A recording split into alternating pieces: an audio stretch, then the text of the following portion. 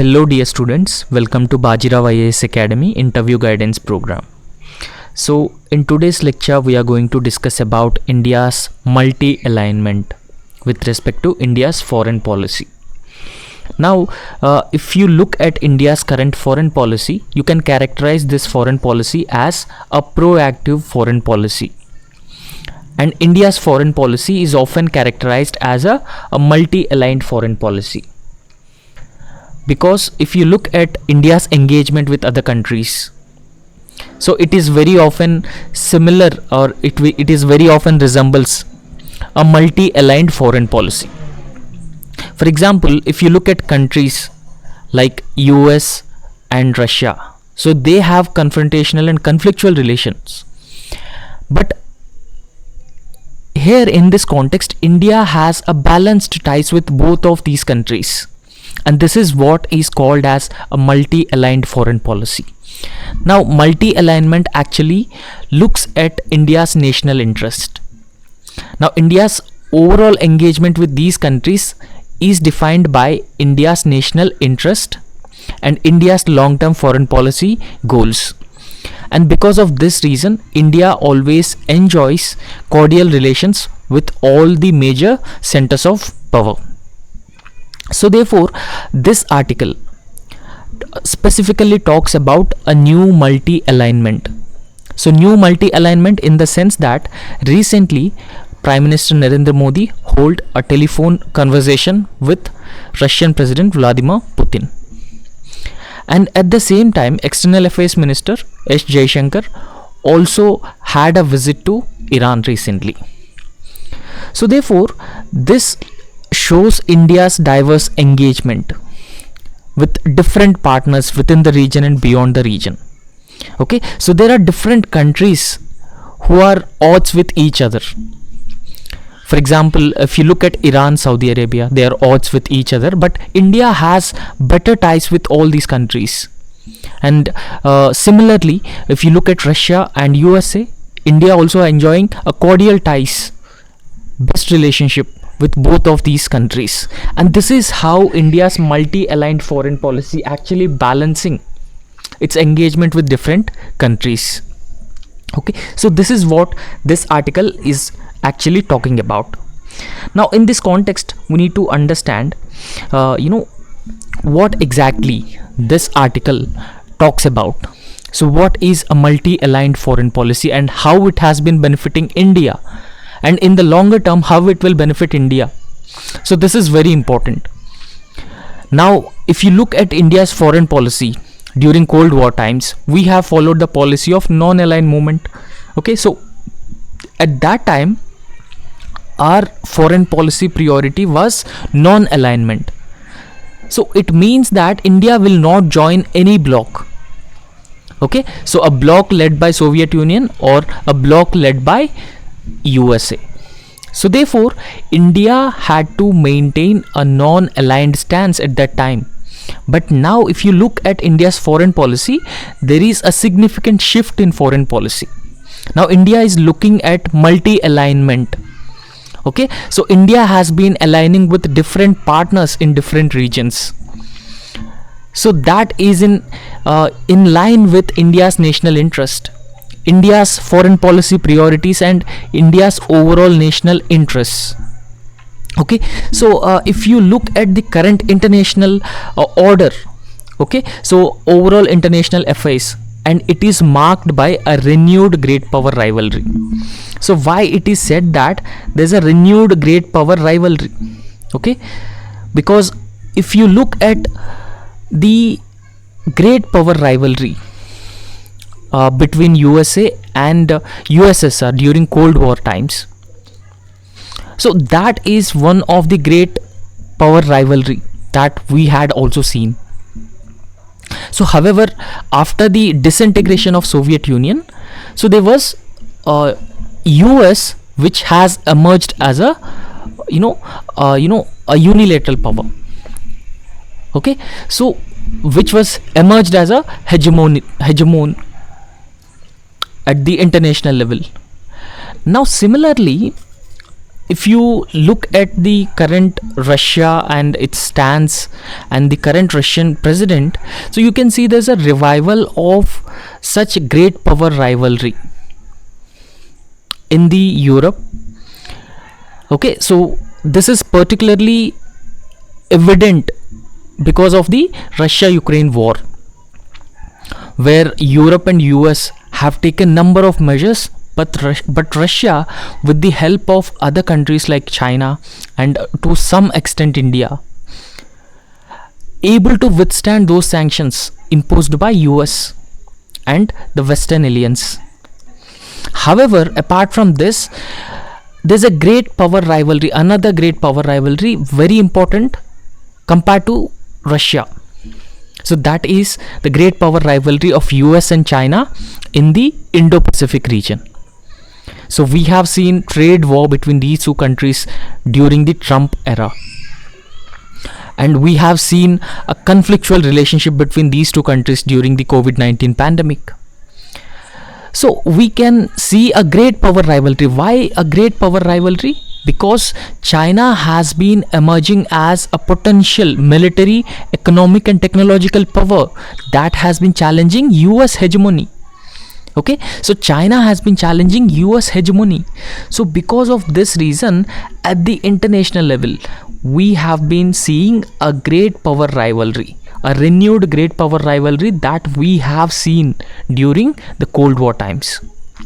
Okay, so this is evident from the fact that there were conflicts in Europe. So what was the conflict in Europe? So the conflict in Europe was Russia's attack on Ukraine and the sanctions which were imposed by the Western bloc on Russia, and the ineffectiveness of those sanctions, or the Russia's ability to withstand those sanctions. Okay, so this is a great power rivalry, a renewed great power rivalry. So the conflicts in Europe and West Asia between Russia and Ukraine. And when we talk about West Asia, recently we have seen the crisis in Middle East. Hamas attacked Israel.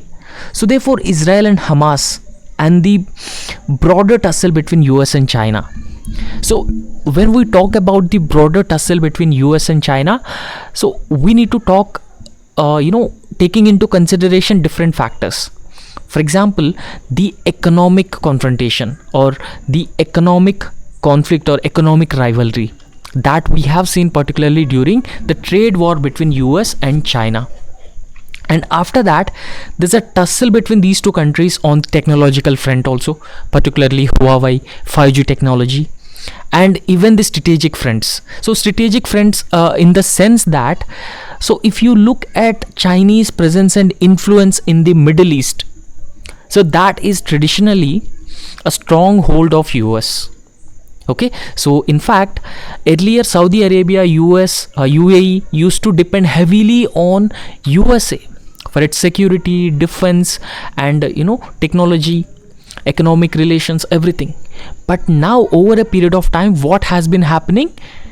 China has been occupying a greater space in the Middle East, and US hegemony in the Middle East has been declining or eroding over a period of time. So therefore, on different fronts, whether it is economic front, strategic front, or technological front, there is a growing influence of China. Okay, so therefore the rivalry between these two countries have expanded to these different arenas. Right, now after that, when we discuss about India's multi-alignment, so how multi-alignment will benefit India? So what is the use of such multi-alignment? So there were two recent events that were happened recently. Okay, so what are those two recent events? So one event was Prime Minister Narendra Modi and Russian President Vladimir Putin talks, and the second important event was India's External Affairs Minister Dr. S. Jaishankar visit to Iran. So these are two recent events, and these two recent events are very important because these events have been pointing out towards India's diverse engagement or India's ability to engage with diverse partners who are often at odds with each other. Okay, so for example, there are two countries, so they do not have best possible relations with each other. So despite this, India is having a best possible relations with both of these countries, or both these countries which are odds with each other. So this is the essence of India's multi-alignment. So thereby benefiting from the best possible relations. In fact, you can say that India's ties with these countries is a foundation for the global peace. India can play a role of a mediator, a facilitator of peace between these two countries. So this is how India's multi-alignment has actually been a very crucial aspect in overall India's foreign policy as well as the global peace. And if you look at India's policy of non-alignment during the Cold War times, okay, so that was a principle of not aligning with any country. Because if you look at India's overall foreign policy during the times of Cold War, so we have the Treaty of Peace and Friendship with Russia, 1971. Okay, so because of this reason, we say that India have the principle of non-alignment, but it is just a principle but not in practice.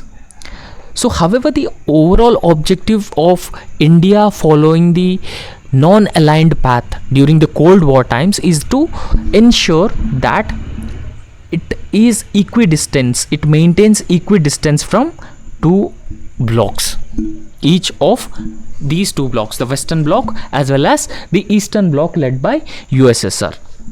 Okay, so however, if you look at India's current foreign policy, it has been following a multi-alignment. Okay, so there's a multi-aligned foreign policy, and it is particularly guided by India's national interest and the need for fostering a better bilateral relationships with all of these countries. Okay, so this is the overall objective of India's multi-aligned foreign policy. Now, if you take this into perspective, if we mention examples for above mentioned fact of multi-alignment, keeping in mind India's national interest and strengthening India's bilateral relationships. So during Russia-Ukraine war, India did not criticize Russian invasion openly. So because of this reason, India had to face a lot of pressure. Okay, so India had to face a lot of pressure from USA. Okay, so USA always want India to take a strict stance or stronger position against the Russian aggression. Okay, so since Russia is our strategic partner, a special and privileged strategic partner for us, so India had never taken a strong position against Russia's invasion of Ukraine. So in fact, many experts have read this in such a way that India had sided with Russia in this Russia-Ukraine war. Okay, so when we talk about Iran,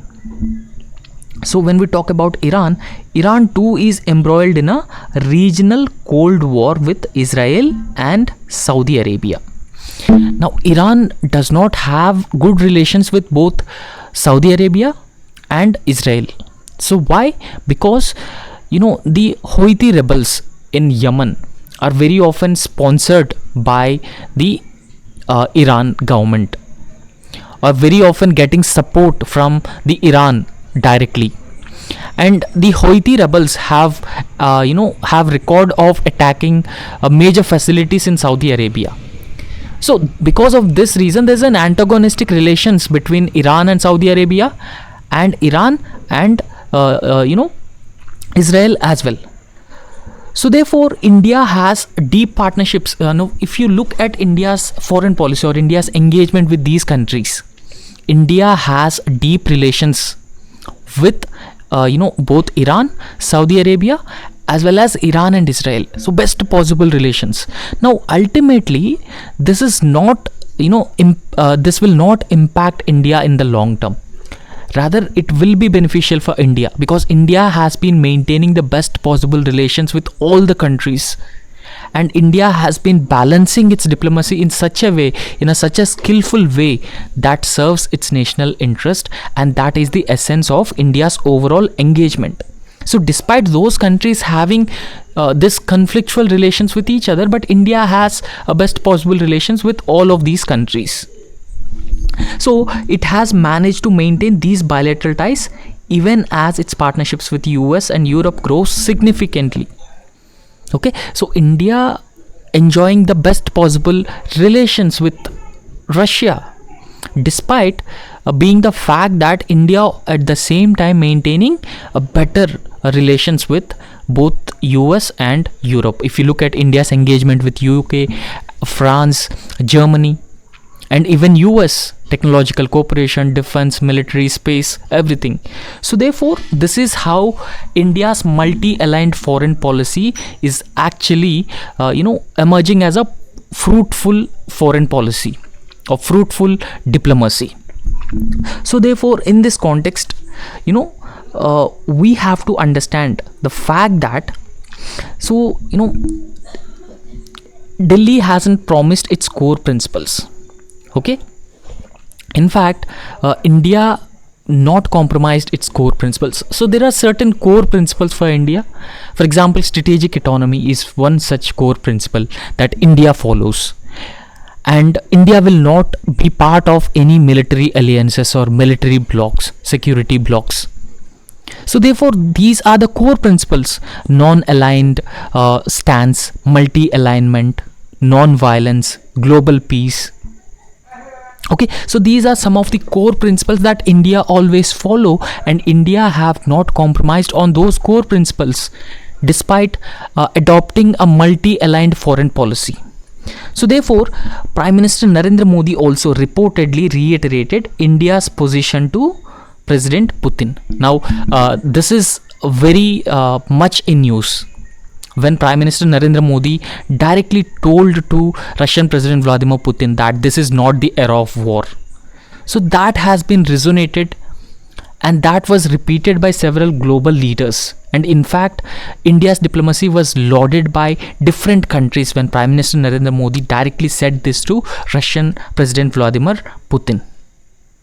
Okay, so war cannot be a solution. This is what Prime Minister Narendra Modi indirectly conveyed to Vladimir Putin. So apart from that, after Prime Minister Narendra Modi, even S. Jaishankar also communicated the recent terror attacks of Houthis on the commercial ships. Okay, so he also advocated for zero tolerance for terror and how the Houthis attack on merchant vessels harm India's interests. So he directly pointed out this. So this is the kind of a boldness that has been defining India's foreign policy. Yes, we protect our national interest, but at the same time, we are bold on pointing out the issues which are concern for us, which are very much in concern for us. Okay, so this is evident from these two examples. Okay, so Prime Minister Narendra Modi's engagement with Putin and External Affairs Minister S. Jaishankar's bold statements on Houthi attacks on merchant vessels. And it is significant because he said this during his Iran's visit, and Iran has been supporting the Houthi rebels. And apart from that, it is also equally important that we need to recognize the underlying conditions so that have allowed New Delhi to maneuver on the global stage. Now see, we need to have some weight. Okay, so we need to have some space. So with the weight and with that space, we can maneuver.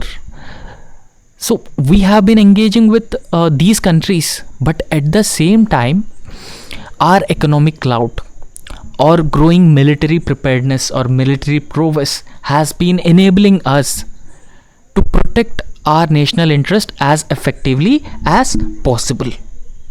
Okay, so therefore it has given some room for India to maneuver these aspects, these global issues. So firstly, we need to talk about the continuing economic rise of India. Now if you talk about the economic growth of India, it is one of the fastest growing major economies in the world, India. So therefore India has been growing at at least 6% per annum. So therefore it has been contributing to enormous economic rise, and that has also allowed us to maneuver at the global stage.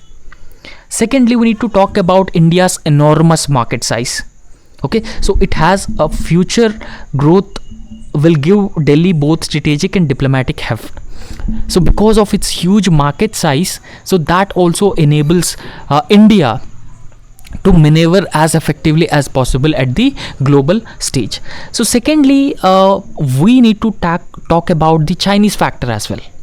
So Chinese aggressiveness at the borders, Indian borders, and even Chinese aggressiveness in the South China Sea in the Indian Ocean.